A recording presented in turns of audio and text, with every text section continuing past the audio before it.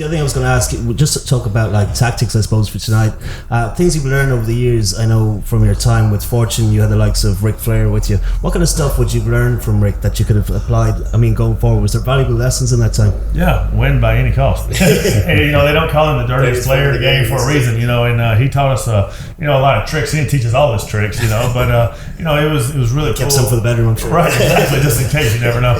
And it was always cool, like hanging out with Rick, and especially listening to the stories of him back, in the Four Horsemen days and stuff. And it's just, me imagining how it was back then. It's a whole different world.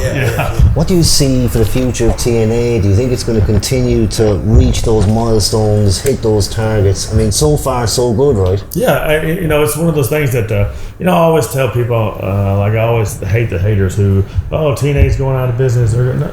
Why are you hating on it? If you're a wrestling fan, like, you would always want like another alternative to watch, especially your favorite wrestlers go there and make a living. And for people to talk like that, I always say, why do you even follow me on Twitter? If you don't talk negative about my company, then you're talking negative about me. And but to me, I think, like I said, I've been here since day one, and I just see the company every year just reach another milestone, and wrestling goes in dips. It has its ups and downs, and to me, it's on its way back up. There for a while, like it was kind of down there. A lot of people look at wrestling as like a black eye. They don't work.